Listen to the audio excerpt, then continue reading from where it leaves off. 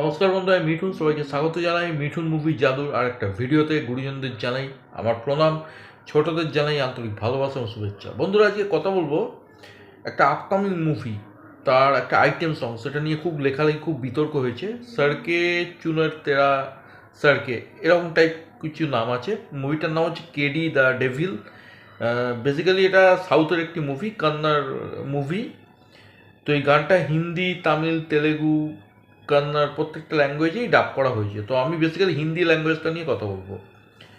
তো এটা একটা আইটেম সং, যাতে আমরা নুরা ফাতেহিকে আর আমাদের সঞ্জয় দত্তকে দেখতে পাচ্ছি। তো এবার গানটা আমি শুনলাম, তো গানটা নিয়ে প্রচণ্ড লেখালেখি হচ্ছে এবং গানটাকে একদম ভালগার তকমা দেওয়া হয়েছে। এবং আমার মতে মানে এই গানটা যারা লিখেছে, যারা কম্পোজ করেছে, তারা কী ভেবে লিখেছে, কোন অডিয়েন্সকে টার্গেট করে লিখেছে, সেটা আমাকে জাস্ট রিসার্চ করে দেখতে হবে। এমন নয় যে আমাদের বলিউড বলি বা সাউথে বলি এর আগে আইটেম সং হয়নি। ইনফ্যাক্ট 90s প্রচুর ভালগার গান হয়েছে, ডবল মিনিংসের গান হয়েছে, কিন্তু সেগুলো একটা লিমিট অবধি থাকতো।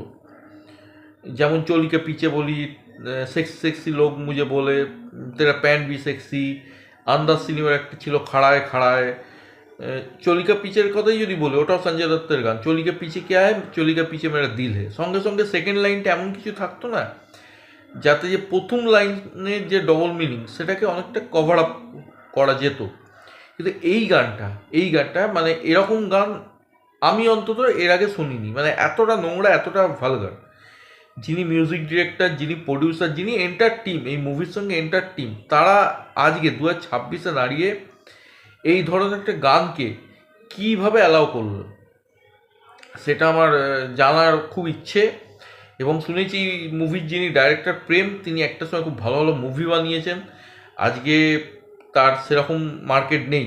তো ডেভিল, এই মুভিটার নাম হচ্ছে সার্জা, ধ্রুব সার্জা। এর আগে একটা মার্টিন বলে মুভি উনি করেছিলেন, আমি দেখেছিলাম।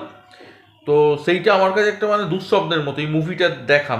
মার্টিনের রিভিউ পর্যন্ত আমি করিনি, কারণ মুভিটা এতটাই তৎস খাজা মুভি ছিল যে রিভিউ করারও যোগ্য নয়।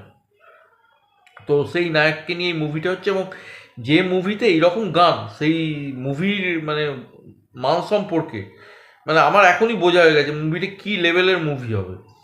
এবং সাউথ ইন্ডাস্ট্রি, যারা বলে সাউথ খুব ভালো, বলিউড বাজে, আমি কোনো ইন্ডাস্ট্রির পক্ষপাতিত্ব করছি না, কিন্তু south industry, particularly Telugu industry যদি দেখি না, সেখানে মহিলাদের খুব বিচ্ছিরিভাবে অবজেক্টিফাই করা হয়।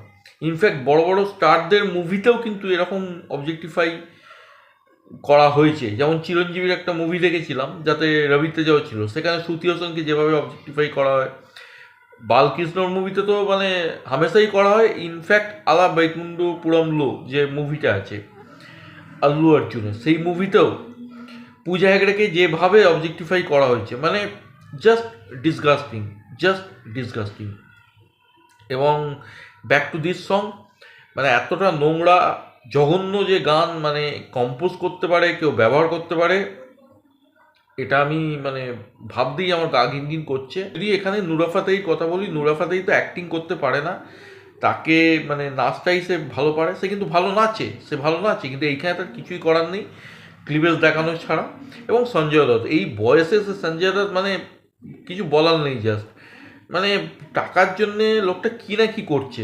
একটা সময় ন্যাশনাল অ্যাওয়ার্ড পেয়েছে, বাস্তবের মতো মুভি আমাদের সামনে ডেলিভার করেছে। আজকে তার এইরকম অবস্থা, এরকম একটা নোংরা গানে এসে নোংরা স্টেপ করছে। তার স্টেপগুলো দেখলেও এটা সঞ্জয় দত্ত করছে। সে কীভাবে রাজি হলো, কী প্রবলেম, এর আগেও বাগি ফরেস্ট এরকম একটা গান করেছে। কী দরকার তার মানুষটার এই এইরকম ধরনের করার?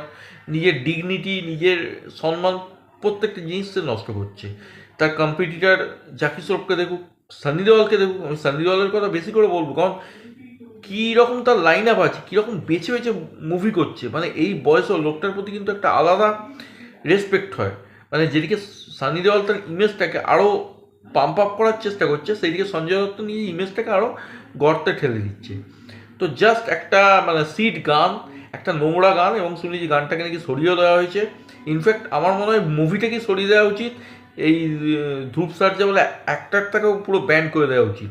কারণ তার যে অ্যাক্টিং ক্ষমতা আছে বলে আমার তো মনে হয় না। অন্তত তার আগের একটা মুভি মার্টিন দেখে আমার হয়ে গেছে। শুধু মানে বড় বড় বডি থাকলেই ভালো অভিনেতা, এই কনসেপ্টটাই ভুল। তো এই ধরনের অভিনেতাকে ব্যান করে দেওয়া উচিত, এই ধরনের মুভি পুরো এন্টার টিমকে ব্যান করে দেওয়া উচিত। তো এই ছিল এই গানটা নিয়ে মানে আমার ব্যক্তিগত রিয়াকশান। আর কি বলবো, একটা নোংরা জালি গান, তৎসর খাজা গান। তো তোমরা যারা গানটা শুনেছো মানে দুর্ভাগ্যবশত, তোমাদের কি রিয়াকশান বলো, এবং কেমন লাগলো এই চ্যানেলটা একটু জানিও কমেন্টে। আর যারা নতুন, পারলে আমার চ্যানেলটাকে সাবস্ক্রাইব করো, লাইক করো, বেল আইকনটা ক্লিক করে দিও। সকলে ভালো থেকো, সুস্থ থেকো, টেক কেয়ার, বাই বাই।